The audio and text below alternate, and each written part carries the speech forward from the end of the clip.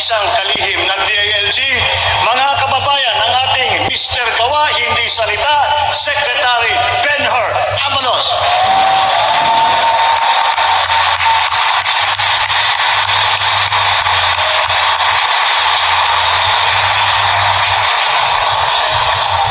Ang susunod naman ay sumabak din sa Kongreso.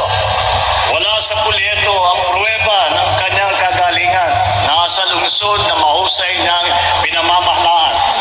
Mga kababayan, Mayor Abby Binay, hindi pwede ang pwede na, dapat better.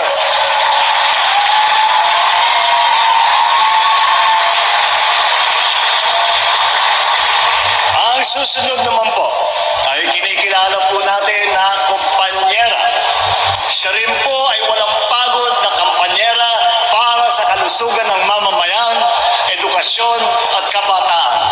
Karapatan ng mga kababaihan. She is a lawyer, an economist, athlete, and a mother. Senator Pia embodies what it means to be a Pinay in action. Mga kababayan, Senator Pia Cayetano.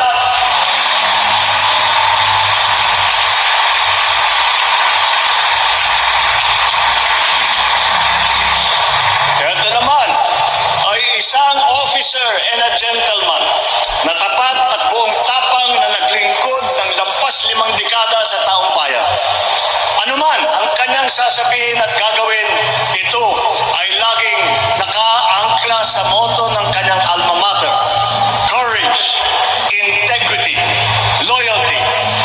Isa po siya sa tunay na nagsasabuhay sa mensahe ng aking SONA: ang tama ay ipaglaban, ang mali ay labanan.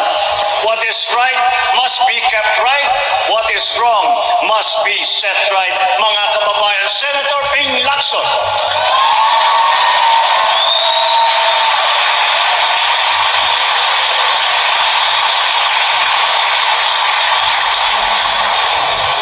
Sanay ring mamabatas ang susunod sa ating lineup.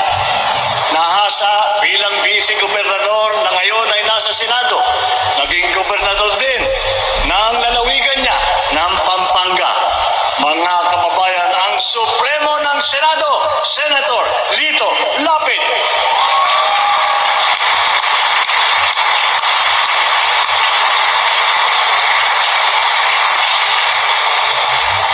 Ang susunod na tagapagtaguyod ng ating bandera ay sanayatang pinakamatagal kong kakilala sa hanay na ito.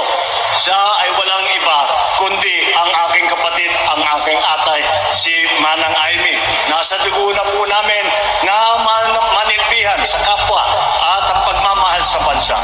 Naging kongresista, gobernador at senador. Sabi rin nila, prangka daw siya. Pero ito ay pagiging prangka sa pagsabi ng totoo at ang pagkikiling sa tama.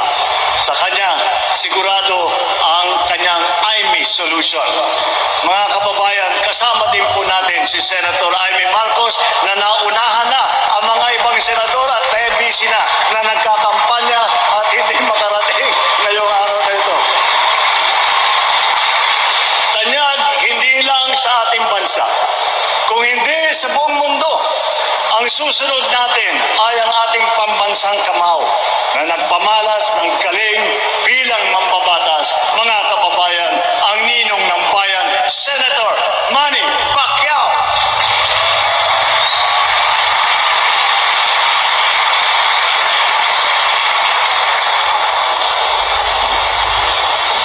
Kilala naman sa marami niyang ginagampanang papel sa iba't ibang larangan. Pero ang pinakamahalaga ay ang pagiging lingkod bayan. Vice-gobernador, gobernador, pinuno ng ahensya ng gobyerno, senador. Talaga namang action star sa pelikula, action din sa tunay na buhay.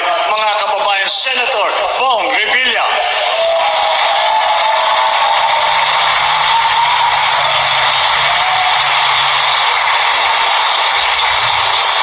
Ang ating susunod ay nakapaglingkod ng 24 na taon bilang senador. Kasama natin sa paglalakbay tungo sa maliwalas na bukas. Mga kababayan, hindi na po nangangailangan ng introduction ang dating Senate President Tito Soto, maaasahan ng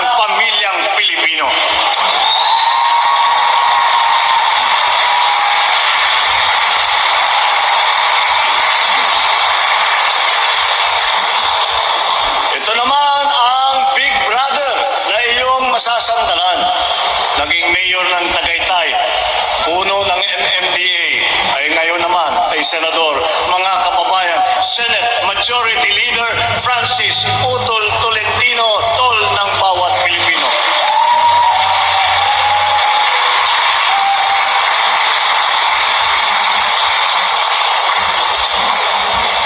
Ang susunod kong ipapakilala sa inyo ay isang public servant na noon ay madalas kong masabihan na ang ama ng saklolo. Kasi ang unang bukang bibig ng mamamayan ay itulfo mo.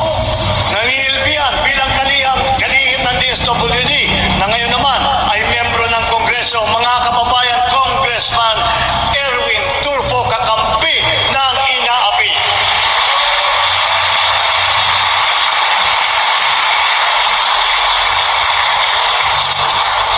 Ngayon, ang aking ika-12 na sa hanay ng pamalas ng husay sa pamumuno, hindi lamang sa pamahalaan, kundi pati sa mga kumpanyang nagbibigay serbisyo sa ating publiko. Mga kababayan,